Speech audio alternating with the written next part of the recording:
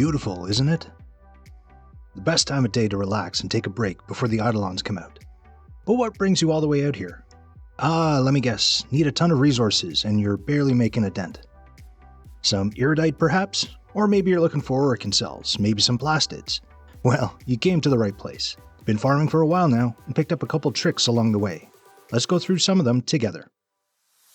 Resources come from a variety of sources, from busting crates and opening lockers, to killing enemies and bosses, to activities like fishing and mining.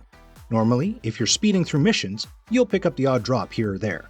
But if you really want to farm resources, you'll want to optimize your Warframe, your companion, and whatever else you can to give you the best results.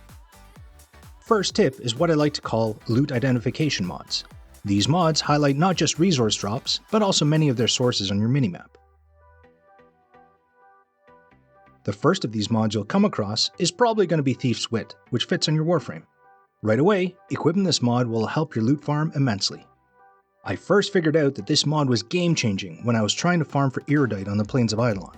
Without this mod, you're relying on your eyes trying to spot the faint red glow of iridite deposits between the bushes and trees. With this mod equipped, you'll see these deposits on your minimap, as well as breakable crates and other resources. This one mod alone can change any farm from hours to minutes. But back to loot identification mods. There are a couple of others that are a bit more rare or difficult to get. Loot Detector, which is available in the Nightwave, does the same thing but for the entire squad, not just a single player. It's good if you have a team that's all looting together. Animal Instinct is another similar mod, which is available from Nightmare missions for the more advanced players. This mod, or its prime counterpart, can be equipped to your companion, which frees up a mod slot on your Warframe. This mod has the added benefit of identifying enemies as well as loot. These are the three most popular loot identification mods, with Thief's Wit intended for the newer players, Animal Instinct for the later game players, and Loot Detector for purpose-built looting squads. But seeing loot is one thing. What about picking everything up? Do you really need to run to every single corner of the map? Which brings me to my second tip, loot collection mods. These mods automatically pick up dropped loot around you. Not just resources, but health and energy orbs, affinity, credits, other mods, and almost everything else that drops during a mission. Fortunately, there's only 2 mods in this category, both can be equipped on your companion, and both do the same thing. Vacuum is for robotic companions and can be obtained simply by claiming a sentinel from your foundry. Everyone that's been playing the game for at least a couple of hours should already have this mod. Fetch is for beast companions like Kubros, Kavats, and even more exotic ones, and can be obtained from infested and corpus enemies.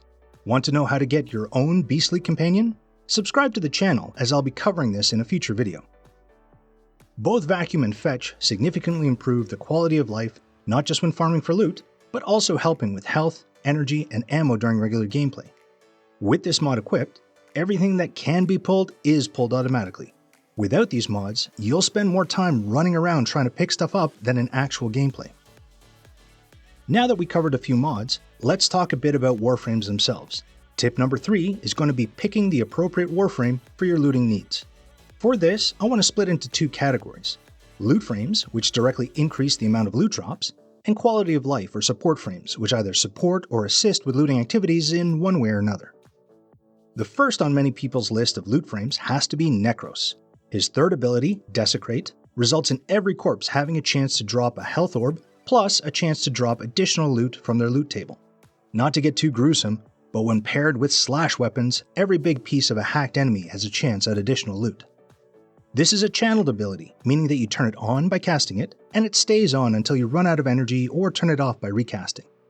If you equip the augment mod, Despoil, it consumes health instead of energy, which shouldn't be a problem since each corpse, or big corpse chunk, can also drop health orbs. Even though you don't need Despoiled to maximize your loot, it is available from either the Red Veil or Parent Sequence syndicates. The next loot frame on most people's list, and one that works well with Necros, would have to be Korra and her 4th ability, Strangledome. On its own, Strangledome ensnares nearby enemies, immobilizing and suspending them, and inflicts a significant amount of damage. Additionally, each enemy that is killed by Strangledome is torn apart, resulting in more corpse chunks, which is why she pairs nicely with Necros and his Desecrate ability. With the augment mod Pilfering Strangledome, however, each enemy that's caught and killed in the Strangledome has a 60% chance to drop additional loot. This Augment mod is available from either the Steel Meridian or Red Veil syndicates. Even better, Korra can have 2 Strangle Domes up at the same time, meaning you can lock down a room or area either for defensive or looting purposes. The last frame in this category is yours truly, Hydroid. Similar to Korra, my 4th ability, Tentacle Swarm, ensnares, immobilizes, and suspends enemies, inflicting corrosive damage over time. Now, while my tentacles don't inflict as much damage and you can only cast 1 instance of them at a time, the Augment mod is where things get interesting. With the Augment mod, Pilfering Swarm, each enemy that's caught and killed in my tentacles has a 100% chance to drop additional loot. Better than Korra's mod. And mine is available from either the Cephalon Suda or New Loka syndicates. You can see there's a little bit of friendly rivalry between me and Korra, but no worries. She's got her strengths, I've got mine, mad love to both. But now let's talk about a couple of Warframes in the second category, with abilities that improve the quality of life or act as support for other loot frames. The first would be Nova and her 4th ability, Molecular Prime. When you hold to cast this ability, Nova sends out a wave that speeds up all enemies and makes them vulnerable to damage. When paired with Necros and Korra, speeding up enemies into the Strangle Dome where they're sliced apart and desecrated faster, this makes for an extremely efficient loot squad. The next would be Warframes with abilities that destroy nearby storage containers, chests, and other breakable loot objects. There's about 15 different ones that offer this ability. However, the most popular might be Limbo and Cataclysm, and Zaku with the Vast Untime. Zaku is my personal favorite, as the Vast Untime has a great range and is not limited by line of sight, plus his gameplay is easy to understand and master. But these Warframes allow you to play more linear, fast-paced missions and still loot along the way. The last group would be Stealth Frames, those that can go invisible but still interact with the surrounding environment. Again, there are a number of Warframes that fit this category, but my top 3 would be Loki, Ashe, and Avara. Both Loki and Ashe can turn invisible, interact with surroundings, and fire their weapons without breaking their invisibility, or steal somebody's ride. Avara's invisibility is a channeled ability, constantly consuming energy while active. It also comes with a reduction in movement speed, which can be offset with an augment mod, however bullet jumping will break her invisibility. On the other hand, you can steal resources off of nearby enemies if that's your thing. But what's a Warframe without their companion? As with Warframes, there are companions that directly affect looting output, and companions that support looting activities. For tip number 4, let's look at a couple of companions and their specific mods. Historically, the most popular for resource farming, the Smita Kavat, has seen changes recently that reduce its impact on looting specifically, although it still is a strong companion. The Smita's unique mod, Charm, bestows its owner with one of 6 benefits, including increased critical chance, triple affinity, or a bonus drop of rare resources. It's this last benefit that makes the Smita a good looting companion, although at max rank, the odds are only a 4% chance every 27 seconds. Still, good to have in long duration farms. Similarly, the Chesa Kubro and its unique mod Retrieve can be beneficial for looting as well. At max rank, Retrieve offers an additional 45% chance to scavenge loot from fallen enemies or nearby containers every 10 seconds. Both the Smita and Chesa need to be bred either randomly or using genetic codes purchased off the market or from other players, making them difficult to obtain. Because of this difficulty, however, the recent addition of 3 looting-specific mods is most welcome. The Retriever set of mods take buffs that were previously only accessible with the Smita Kavat and its Charm mod, and turn them into separate mods that can be applied to any beast companion. Resourceful Retriever provides up to an 18% chance to receive double resource pickups and is available from Sun in the Necrolisk. Prosperous Retriever provides up to an 18% chance to receive double credit pickups and is available from the business in Fortuna. Loyal Retriever provides up to a 13% chance to receive double credit and resource pickups and is available from Master Tessenai in Cetus. All 3 require capturing a variety of wildlife on their respective planets in order to obtain. Of these 3 mods, Resourceful Retriever is probably the most beneficial for looting and should be equipped onto your companion of choice. The last type of companion you might consider are those that provide support or improve the quality of gameplay. The Oxalis is a robotic companion that specializes in support for fishing and collecting resources and comes with a unique precept mod called Scan Matter, which actually does a lot, including highlighting breakable loot objects, automatically breaking these loot objects, automatically collecting dropped loot, and highlighting mining and fishing spots. At max rank, It also has the largest scanning, braking, and pulling radius at 60 meters. Sounds good, right? But you should know there's a couple downsides. The braking and pulling mechanics have a 3-second cooldown. If you're playing a fast-paced mission, you might inadvertently leave stuff behind. Plus, this mod can only be equipped on Oxalis, which limits your choice of companion. Finally, just getting Oxalis requires rank 5 standing with Solaris United, which makes it a bit of a grind. Alternatively, Shade and the Huras Kubro offer temporary invisibility if there are enemies nearby, although I do find their abilities to be a bit inconsistent. However, they can be combined with loot collection mods and perform dual functions. Finally, for tip number 5, let's talk about boosters and blessings. There are 2 boosters that have a direct impact on your looting. A resource booster doubles the amount of resources from pickups and is occasionally received as a daily tribute reward, can be weekly rotation rewards, can be purchased from Barrow Katir, or purchased from the market for platinum. This is by far the most powerful booster, doubling high-value loot, including cryotic, kuva, void traces, toroids, scans and genetic codes, and all fishing and mining rewards.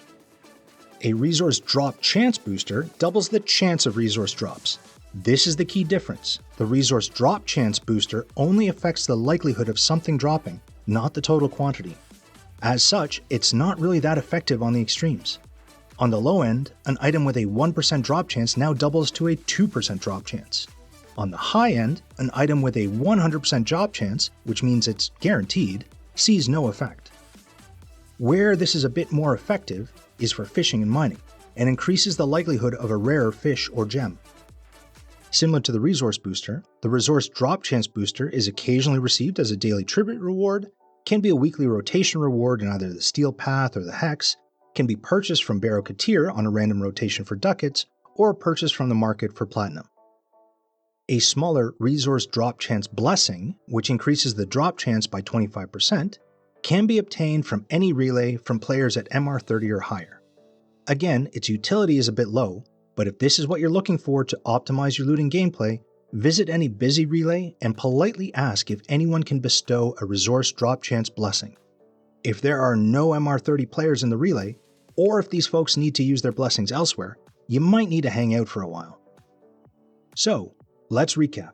How do you optimize your loot farm?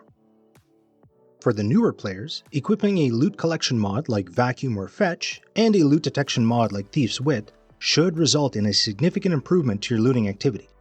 If you're a bit further on, equipping Animal Instinct to your companion will help free up capacity on your Warframe. Next, select a Warframe that suits your experience level in gameplay. For the new players, Necros is probably one of the earliest loot frames you'll acquire, and can be paired with something that deals slash damage. If you have the augment mods and are playing an endurance type mission like Defense or Survival, go with Korra or Hydroid. If you're running fast-paced or linear missions like Exterminate or Capture, use a Warframe like Zaku or Limbo for their crate-busting abilities. If you're farming the open worlds and just want to mine or fish in peace, use a Warframe like Loki or Ash to turn invisible, either all the time or to get you out of annoying and unexpected fights.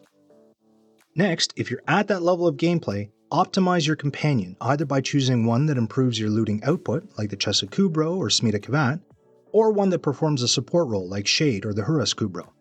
Regardless of if you have these specific companions, try to prioritize and equip the Resourceful Retriever mod to your Kubro or other beast companion. Finally, to take advantage of the occasional resource booster, try keeping a list of the resources you need nearby. As resource boosters are unpredictable rewards, a running list will help you maximize the benefit when they do occur.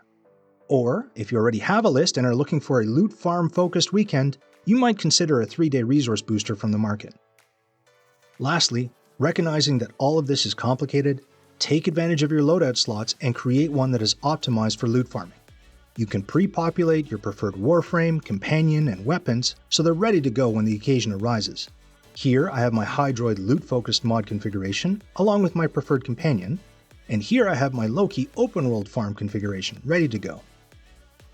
Hopefully some of the tips and tricks I've shared are helpful and allow you to improve on your own looting and resource farming experience. Remember to like the video and consider subscribing to the channel. Now, let's get out of here before an Eidolon farts on us. See you next time.